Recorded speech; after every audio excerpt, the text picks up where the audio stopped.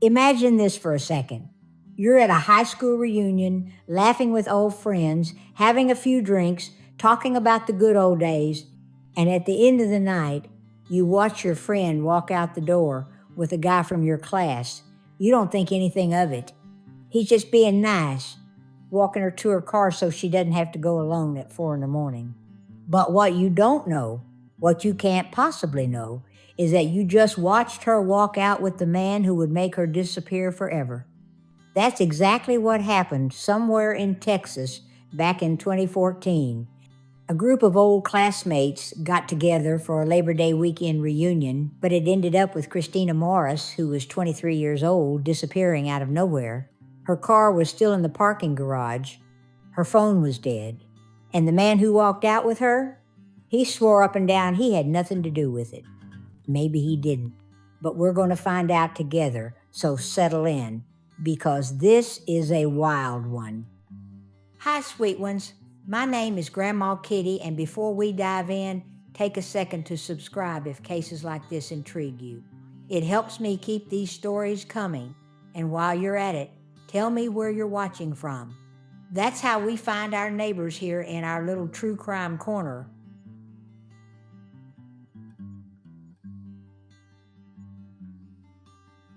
Let me start by telling you a little about Christina, because you need to understand what kind of person she was before I tell you what happened to her.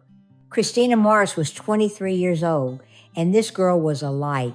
Her dad, Mark, said from a young age she just loved being around people and making friends, never wanted to be shy or hold back. She was always the first one to put her hand up, always the first to volunteer for something. You know the type. The kind of person who walks into a room and the whole energy just shifts. Christina's parents divorced when she was just a baby, so she grew up living mainly with her dad Mark and her stepmom Anna and her siblings.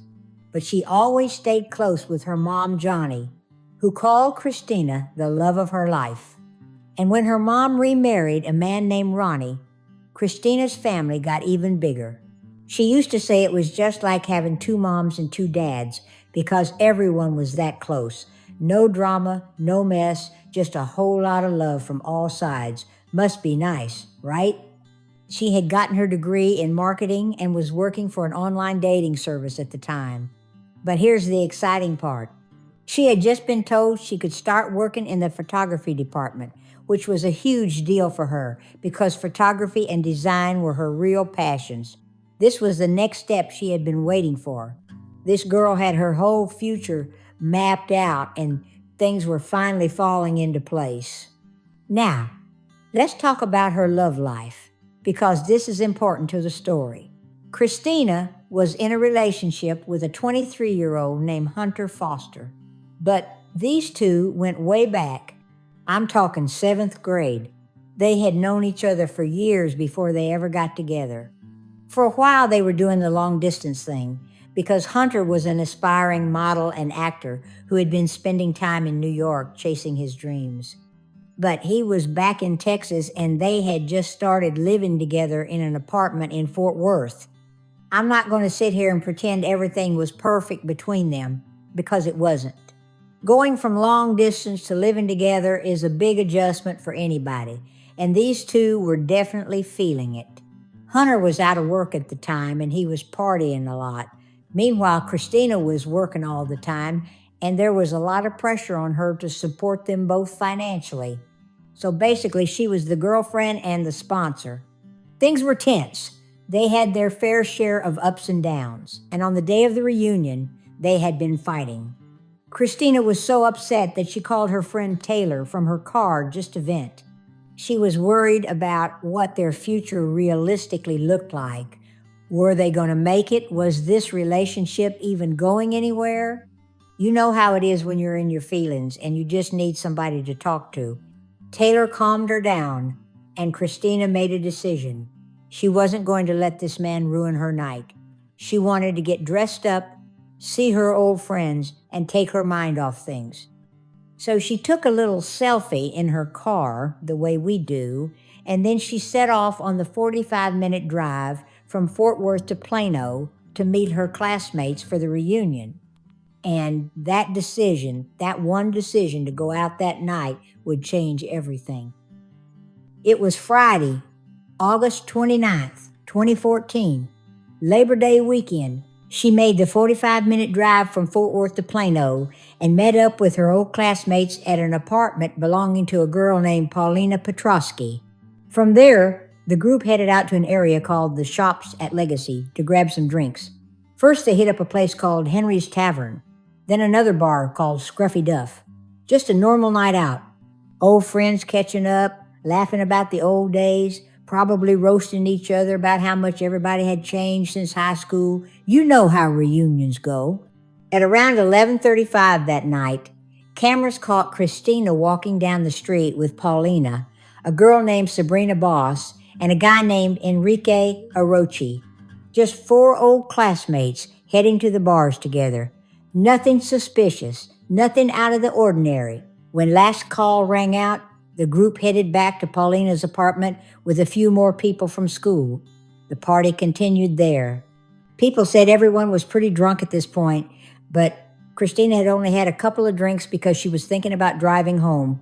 She was also a little down because of the fighting with Hunter. Her mood was up and down all night. One minute, she was laughing with friends. The next minute, she was in her head thinking about her relationship. At 2:12 in the morning, Christina texted Hunter asking him to come pick her up. She couldn't find her car keys and her phone battery was dying. But here's the thing. Hunter was also out that night. He was drinking with his friends in downtown Dallas and didn't even see her message. She tried texting him again and again and again. Nothing. No response. This man was out partying while his girlfriend was stranded at a party trying to reach him. Christina was upset. She thought about just staying over at Paulina's place for the night, but she decided against it. She finally found her keys and made up her mind. She was going to drive back to Fort Worth, see Hunter, and try to sort things out between them. Before she left, she sent him one last text message that said, "I'm sorry, I really am sorry. Why can't you talk to me? Good night, I hope you're okay, because I'm not. Phone's dead." And then she walked out of that apartment. The night was over. The sun was about to come up. People started waking up a few hours later, some of them definitely worse for wear. You know how it is after a night of drinking? Everyone's checking in with each other. "Did you get home okay? You good? You alive?" But Christina wasn't replying to anyone. Her phone was going straight to voicemail. At first, nobody panicked. She did have a work shift that day, so maybe she was still sleeping. Or maybe she was getting ready for work and just didn't have time to respond. But then her shift came and went, and Christina never showed up. A couple more days passed, she missed another shift. And another one. Her friends started to worry and contacted her mom, Johnny. And Johnny, the moment she heard that nobody had seen or heard from Christina, she got a feeling in her stomach she had never felt before in her life. That gut feeling that something is very, very wrong. She tried calling Hunter. No answer. She called her ex-husband, Mark. He picked up, but he didn't know anything either. By September 2nd, at 11 at night, a missing person report was filed. Johnny told the operator that her daughter hadn't shown up for work, nobody had heard from her, and the last time anyone saw her was Saturday morning at 3:45 in the morning in Plano. That's when detectives got involved. They went to Paulina's apartment to ask some questions. Paulina told them where Christina had left her car that night, so police headed straight to the parking garage. And guess what? Christina's car was still there, parked on the first floor, still locked, just sitting there like it was waiting for her to come back. When Mark and Anna got there around midnight and opened the car, Christina's phone wasn't inside. Her bag wasn't inside. Nothing was missing from the car. Nothing was disturbed. There were no signs of a struggle anywhere nearby. The car doors hadn't been forced open. Nothing had been dropped on the ground. Everything was perfectly normal, except for the fact that Christina was gone. She had never made it to her car that night. Something happened to her on the way. Paulina told police that she saw Christina leave her apartment with Enrique Arochi. But what happened after they walked out that door, she had no clue. Police asked what she knew about Enrique, and the answer was basically nothing. Paulina herself had only met him a couple of times. They went to the same high school, but they had never really spoken back then. She knew his face, but that was about it. She invited him to the reunion because, well, it was a reunion. You invite people from school. That's kind of the whole point. Detectives gave Enrique a call. He said he wanted to help as best he could, which sounds great, right? A cooperative witness. Except there was a small problem. His memory of that night was, in his words, hazy. He said he had about 10 shots, 5 or 6 beers, some Adderall, and some weed, and that was just what he could remember. Sir, that's not a night out. That's a pharmacy run. He told police he had only spoken a few words to Christina the entire night. He said when he mixed drinks, he sometimes blacked out and forgot big chunks of time. But he did remember that they left the apartment together. According to him, they walked together until they reached the end of the apartment complex, and then they split up. She went one way, he went the other. That was the last he saw of her. He also mentioned that he heard her making a phone call to someone and raising her voice. She had been fighting with Hunter all day, so police needed to make sure Hunter hadn't come to pick her up and something bad had happened between them. They brought Hunter in for questioning, and let me tell you, this man was not making himself look good. When Christina didn't come home that night, did he panic? Did he file a missing person report? Did he call her friends to see if she was okay? No. He assumed she was staying with her parents, or maybe she got picked up for a DUI. He also said he lost his phone while he was out, which was why he was off the radar. And in general, he was just distracted with other things. Distracted. Your girlfriend of a year is missing and you're distracted. Okay, sir. Police looked at the phone records and found something interesting. There was a call from Enrique's phone to Hunter at 3:50 in the morning, followed by 2 text messages, one at 3:53 and one at 3:55. Christina had been trying to use Enrique's phone to reach Hunter that night. She was still trying to get hold of this man even after her own phone died. Detectives asked Hunter to hand over his phone so they could look through it. And what did he do? He said he felt uncomfortable and would rather leave the station. His girlfriend is missing and he doesn't want to cooperate. That's suspicious behavior if I ever saw it. But here's the thing. As shady as Hunter was acting, his alibi checked out completely. His friends confirmed he was with them in downtown Dallas all night. Cell phone pings and bank records proved he was never anywhere near Plano. And later, the real reason he didn't want to hand over his phone came out. Turns out Hunter had sold drugs to an undercover federal officer that night. That's why he was being cagey. He wasn't hiding a murder. He was hiding a drug deal. So Hunter was ruled out as a suspect. But if it wasn't Hunter, then who was the last person with Christina that night? Police circled back to Enrique Orochi. And the more they looked into him, the stranger things got. People at the party said it was weird that Enrique was even being mentioned in all this. He hadn't paid any attention to Christina that night. The two of them had barely spoken. He was far more focused on another guest at the party, a girl named Sabrina, the same Sabrina who was walking with them to the bars at 11:30 that night. And here's where it gets uncomfortable. At Paulina's apartment, things had gotten awkward between Enrique and Sabrina. He refused to move off a seat because he wanted to sit next to her. When she made it clear she didn't want to sit with him, he got angry. Sabrina eventually just went into the spare bedroom to sleep because she was done dealing with him. And a few minutes later, guess who followed her into that room? Enrique.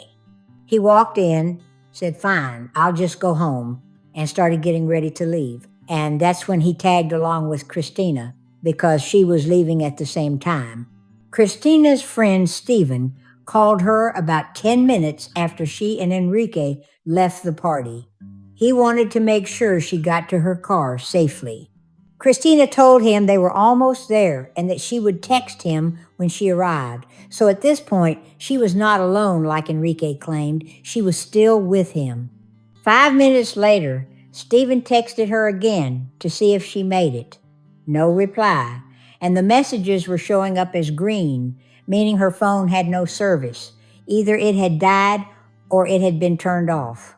But it was the CCTV footage that really told the story. Cameras had picked up both Enrique and Christina walking together. First, they were caught just outside a bank, heading toward the parking lot.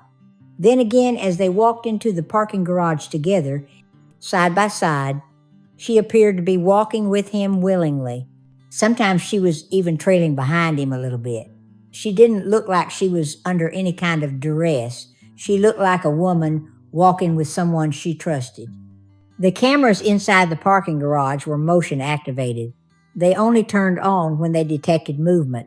After Enrique and Christina walked in, nothing else was recorded until 3 minutes later, and what the camera picked up 3 minutes later was Enrique's car pulling out of the garage.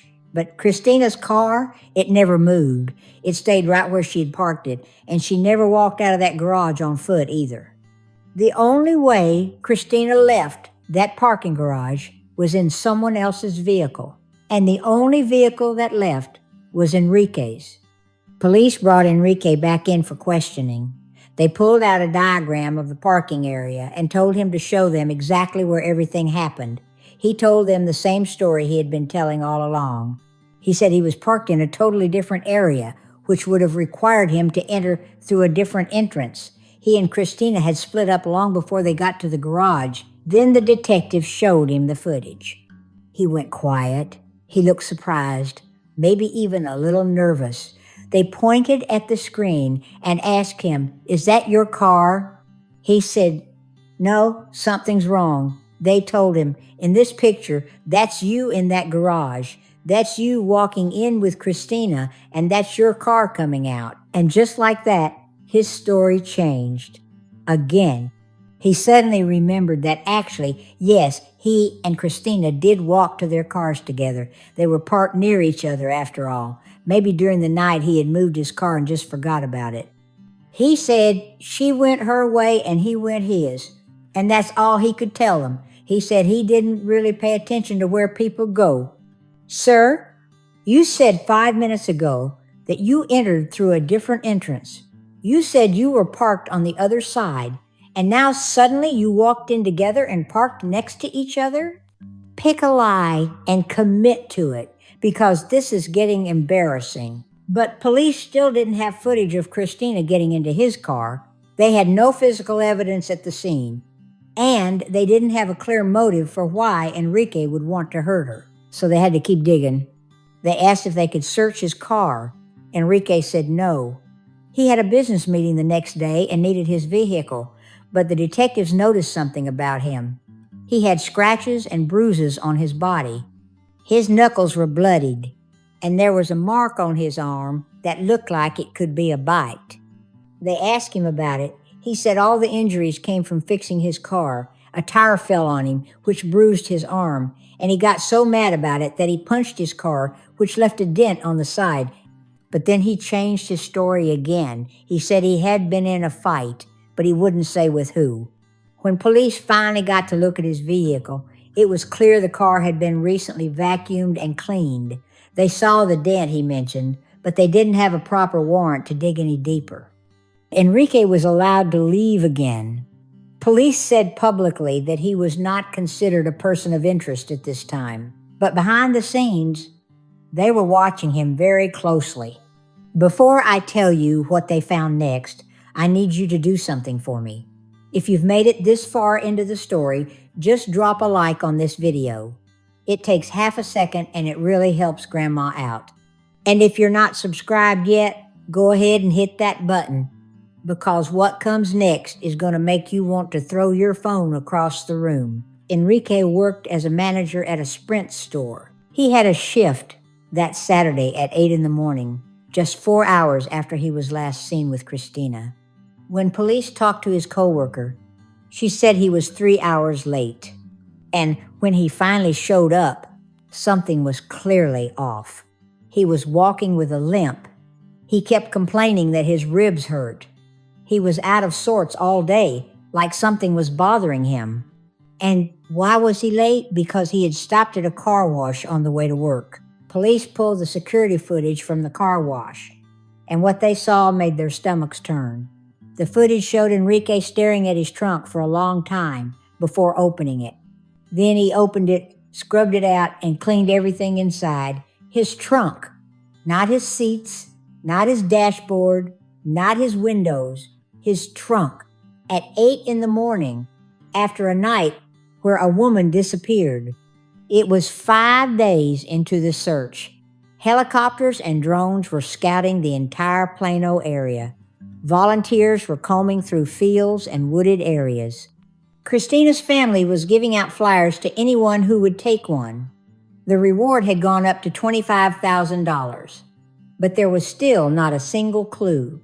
No sightings, no tips, nothing. Their last hope was the phone data. If they could see which cell towers Christina's phone and Enrique's phone had pinged off that night, they could figure out exactly where they went. And when the data came back, it told a very clear story. After they walked into the parking garage together, Christina's phone and Enrique's phone were pinging off the exact same cell towers. At 4:56 in the morning, over an hour after the CCTV footage, their phones were still pinging together. They were in the same location. Wherever Enrique went, Christina's phone went too. Eventually, her phone died, but his kept pinging for another 30 minutes after that until he finally got home.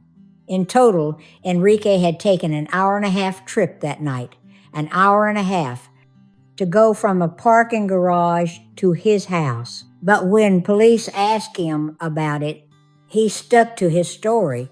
He said he didn't know anything, he didn't do anything, he had no idea what happened to Christina. And then this man did something that made my jaw drop. He went to the media. He actually sat down for a television interview and looked into the camera and said, "I just want to say that I'm innocent. I didn't do anything to Christina Morris. It wasn't that I falsified anything, it's just I forgot where I parked my car." He said he's a really distracted guy and he doesn't have a good sense of direction. He said he didn't even remember that he let Christina borrow his phone to call Hunter. The detectives had to tell him about it. When they asked about the bruises on his body and the damage to his car, he said a rim fell on his arm and he got so mad that he punched his car twice. When they mentioned that his co-worker said he looked like he had been in a fight, he said, "He's just an employee. I didn't tell him anything. I don't know where he got that from." And then, with a straight face, this man said, "People are starting to see me as a monster when I'm really one of the nicest people you could ever meet." The audacity, the absolute audacity. Hunter, who had been cleared by this point, was struggling. He was speaking to Christina's parents and doing some media interviews. He said he was emotionally unstable and riddled with guilt that he hadn't gone to meet her that night. He kept thinking that if he had just answered his phone, if he had just gone to pick her up, none of this would have happened. He said, "I just wanted her to come home." Christina's family started protesting outside of places where Enrique was known to be. They wanted answers. Her dad, Mark, said, "I'm not accusing him of anything, but he has to know something. It just doesn't make any sense." And what did Enrique say? He said he wasn't hiding. He was protecting himself. He said, "I pray for them every single day. Me and my family do. When I go to church, I kneel down to God and say, please let them find Christina so this can all be over with." "Sir, you're praying to find her? You were the last person seen with her. You were at the car wash, scrubbing out your trunk the next morning. You want to pray? Pray for yourself, because you're going to need it." In early November, Enrique was officially named as a suspect by Plano police. At this point, they weren't accusing him of hurting Christina. They were accusing him of interfering with the investigation. But that gave them enough to get a warrant to search and forensically examine his car. And that's when everything changed. Christina's DNA was found inside the trunk of Enrique's Camaro. Not just a little bit, a significant amount in several different spots. The forensic expert said there was so much DNA that it could not have been from a simple transfer, like her touching something that ended up in his trunk. This amount of DNA could only have come from saliva or blood, and it was statistically impossible for it to belong to anyone other than Christina Morris. She had been in that trunk. There was no denying it. Enrique was arrested and held on a $1 million bond. A family spokesman said he had been very depressed since his arrest. They denied that he tried to take his own life, but said he was being held under observation. In December of 2014, Enrique was formally arrested on aggravated kidnapping charges. Police said that given what they had found and the fact that there had been no activity on any of Christina's accounts since she disappeared, they were presuming she was dead. But without a body, they couldn't determine how she died. The most they could charge him with was kidnapping. A few months later, a grand jury indicted him on aggravated kidnapping charges. They also added 4 counts of sexual assault of a child. Apparently, Enrique had been having sex with a 16-year-old girl he claimed he was dating. Those charges were later dismissed, but it painted a very clear picture of the kind of person this man was. The grand jury believed that Enrique had intended to inflict bodily injury, sexually abuse, and terrorize Christina, that he had intentionally abducted her and restricted her movements without her consent, that he had held her in a place where she was not likely to be found. Enrique pleaded not guilty. There were 2 main theories about what happened that night. The first theory was that Enrique made a pass at Christina as they approached the cars. Remember, he had just been rejected by Sabrina at the party. He was probably feeling embarrassed and angry about it. So when he was alone with Christina, he tried again. But Christina rejected him too. And in a drunken rage, he hit her, forced her into the trunk of his car, and drove off. The dent on the side of his car didn't come from him punching it. It came from a struggle with Christina.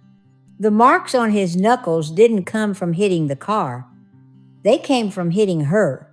The second theory, and this one holds more weight given the fact that only 3 minutes passed between them entering the garage and Enrique's car driving out, is that he offered to give Christina a ride back to Fort Worth. She was tired.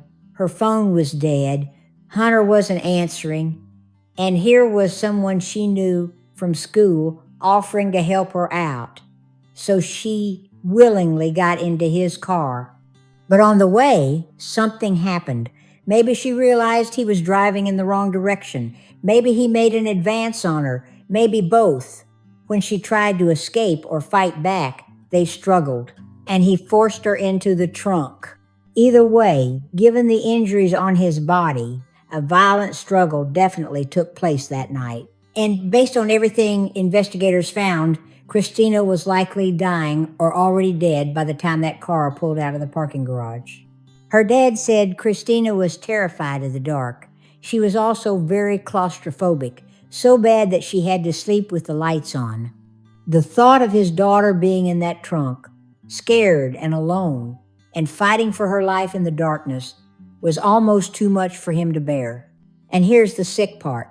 Christina probably felt comforted when Enrique offered to walk her to her car. She didn't want to walk through that dark parking garage alone. She thought she was safe because she was with someone she knew, someone from her own high school. She had no idea she was walking with the person who would take her life. The trial began in September of 2016. It had been 2 years since Christina disappeared. Enrique's defense team tried to point the finger at Hunter. They said police should have looked at him more closely, so Hunter agreed to take the stand and testify. He had actually been arrested himself about a week before Enrique. Remember that drug deal with the undercover cop? It turned into a huge bust, and Hunter ended up pleading guilty to conspiracy to distribute ecstasy. He was serving time in prison. But in exchange for immunity, Hunter agreed to give truthful testimony about everything that happened that weekend. He admitted that he had made a lot of mistakes. He admitted that he had a drug problem. He said his actions after Christina went missing didn't make him look good. Instead of trying to find out where she was, he kept partying and taking drugs with his friends. He made terrible choices. But he was honest about everything. He talked about the arguments he and Christina had been having. He talked about his regrets. He talked about how he wished he had just answered his phone that night. But he swore up and down that he had nothing to do with what happened to her, and he was clearly devastated about the whole thing. The evidence against Enrique was strong. The CCTV footage, the phone data showing their devices pinging off the same towers for over an hour, the DNA in his trunk, the footage of him scrubbing out that trunk at the car wash the next morning, his constantly changing story, his injuries, his behavior at work that day. And there was one more thing. When detectives examined Enrique's phone, they found images and videos on it. Images of women being raped, women being tied up, women being mutilated and tortured. Let that sink in for a moment. Enrique's defense team tried to tear everything apart. They argued that both Enrique's car and Christina's car were processed at the same forensic lab. They said there could have been cross-contamination. They pointed out that there was no CCTV footage that actually showed Christina getting into his vehicle. They said the cell tower pings weren't always 100% accurate. But come on, cross-contamination? The man was caught on camera walking into the garage with her. His car drove out 3 minutes later. Her car never moved. Their phones pinged together for over an hour after that. He was at a car wash the next morning scrubbing out his trunk, and he had torture videos on his phone. You really expect a jury to believe this was all just a big coincidence? We got DNA in his trunk. We got his phone pinging with hers for over an hour. We got him on camera walking into that garage with her. We got him cleaning out his trunk at a car wash. We got images of violence against women on his phone. And his defense is saying it might be cross-contamination? What do you think? Do you think the jury bought that? Tell me in the comments. In September 2016, after almost 2 days of deliberation, the jury came back with their verdict. Guilty. Aggravated kidnapping in the first degree. The judge took only a matter of minutes to hand down the maximum sentence. Life in prison. All 5 members of Christina's family gave victim impact statements. They stood up in that courtroom and spoke directly to Enrique about what he had taken from them. And you know what this man did while they were pouring their hearts out? He looked away. He rocked back and forth in his chair, and several times he actually smirked. He smirked while a family was talking about their dead daughter, their dead sister, their dead granddaughter. Christina's dad, Mark, looked at him and said, "He needs to tell the truth for once in his life. That's what I mean by do the right thing. Tell me where Christina is, because you know where she is." Another family member said he has no feeling about what he did. It doesn't bother him a bit. Even the sentence didn't bother him. I hope it bothers him when he gets there, and I hope he gets what's coming to him. Not a single person from Enrique's family showed up to the sentencing. Not one. Enrique appealed his sentence and asked for a new trial. It was denied. From prison, he gave an interview. And even then, even after being convicted, he still wouldn't admit to anything. He said, "I want to apologize to the Morris family for not being able to help them. My family and I are constantly praying for them and for Christina's well-being." He declined to talk about what happened after they entered the parking garage. He said all the DNA in his trunk, I don't know how that got there. It could have been cross-contamination. They could have just planted it there because they didn't have any other suspect. He said police should have focused more on Hunter. He said, "God knows when I'll be getting out. It's up to him, really. I believe there is such a thing as justice. It's not fair to do time for something I didn't commit. I'm going to fight until I die for that." Christina's family responded with 4 words: "We'll keep fighting back." The verdict gave the family some sense of justice, but it didn't answer their biggest question. Where was Christina? Her family spent every single day searching for her. Her dad, Mark, went out by himself, rain or shine, walking through vast areas of bushland looking for any sign of his daughter. Her mom, Johnny, moved across the state just to be closer to the search area. She gave up her job. Finding Christina became her full-time purpose. Even though police believed Christina was dead, her family held on to hope that she was still alive somewhere, maybe being held against her will, maybe waiting for someone to find her. Her mom kept leaving her voicemails every single day. She wrote to her on Facebook, typing out all her thoughts and feelings and everything Christina had been missing back home. She would say, "Hi, Christina. This is Mommy. I sure miss you. I've missed you so much. I love you so much. Hope to hear good coming for you. Bye-bye." 4 years went by. 4 years of searching. 4 years of waiting. 4 years of hoping. In March of 2018, investigators went back to an area they had already searched once before. It was a rural area in Anna, Texas, near a construction site. They were building new houses there and digging up the land. And that's when a construction worker found something in the dirt, a human skull. Alongside the bones were some items of clothing. The remains were sent for testing, and soon they were positively identified as Christina Morris. She was finally found. After 3.5 years, she was coming home. But because 4 years had passed, it was impossible to determine exactly how she had been killed. And despite finding her, no additional charges were filed against Enrique. A lawyer explained that to charge him with capital murder, they would need another kidnapping conviction. But double jeopardy rules prevent someone from being tried for the same crime twice. Enrique was already serving life. Nothing could extend his sentence, even if they proved he murdered her. Christina's mom spoke to the media after the remains were identified. She said, "This is a joyous day, and it's also the saddest day, I can honestly say. But I plan on celebrating her life today." Her stepmom, Anna, said, "We have a place now to go be with her and talk to her. This isn't the way we wanted it to end, but there is some measure of peace in the fact that we do have her." Her sister Sarah said, "We never wanted closure, even if there was such a thing. We only wanted Christina." This story breaks my heart because Christina did everything right. She didn't want to walk to her car alone at 4 in the morning. So she walked with someone she thought she could trust. Someone from her own high school. Someone she had known for years. And that person turned out to be a monster. Enrique Arochi will spend the rest of his life in prison. And to this day, he has never admitted to anything. He knows where he took her. He knows what he did to her. And he kept that secret for years while her family searched and searched and searched. That is the cruelest part of all.